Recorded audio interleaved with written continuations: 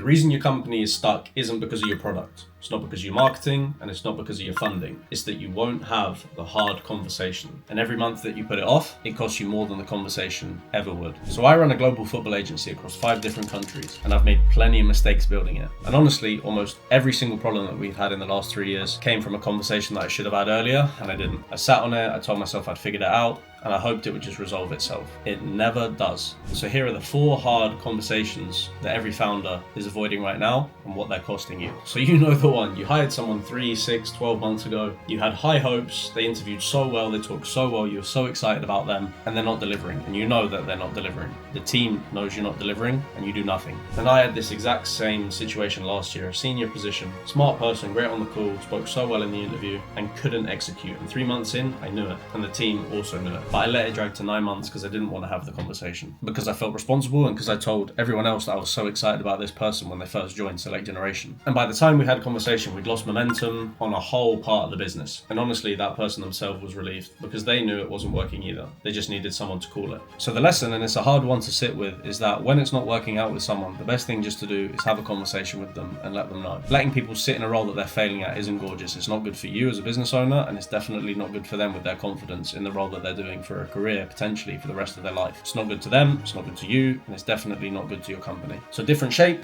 same problem. You started something with someone, your relationship is good, the work is okay, but the alignment is drifting. You're working on different things, prioritizing different outcomes, and nobody said it out loud. And the reason this conversation doesn't happen is because once you say it, it becomes real. Everyone's tiptoeing around it because the consequences feel huge. And they feel huge because they are huge. But they get exponentially bigger the longer that you wait. So the version of this conversation that I had 9 months ago would have been about a 45-minute call. And the same conversation last month was 3 meetings, a lot of stress, and a rebuild of how we work. Same outcome either way, just way more expensive with time also, the longer that I waited. And this is the one that not a lot of people talk about. The hardest conversation isn't with your team, and it's not with your co-founder. It's with yourself. It's the one where you sit down and you honestly ask, is this working? Is this strategy actually going to take me where I want? Am I hiring people because I need them, or because hiring feels like progress? Am I still the right person to be running this part of the company? Most founders don't have this conversation because they're too scared to have it with themselves. So they stay busy, calendar full, Slack on fire, looks productive, feels productive, but it avoids the actual question. And sometimes when you're so busy, it's good just to take a step back, take a day off and think, okay,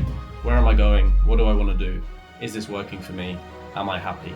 Am I fulfilled? And am I making an impact? So I do this conversation every few weeks now. I say every few weeks. I do this conversation quite a lot now. I block half a day, no phone, and I ask myself the questions I'd ask if I was advising someone else running Select Generation, the brutal version, no softening. And every single time I come out with it with a list of things I've been pretending aren't true. So why do we avoid the hard conversations? Honestly, it's not because we don't know they need to happen. It's because we think that avoidance costs nothing and the conversations cost everything. We're afraid. And it's actually the opposite. The avoidance costs you every day. The conversation is a one-time cost, and once you have it, either you get better or you learn what you needed to learn anyway.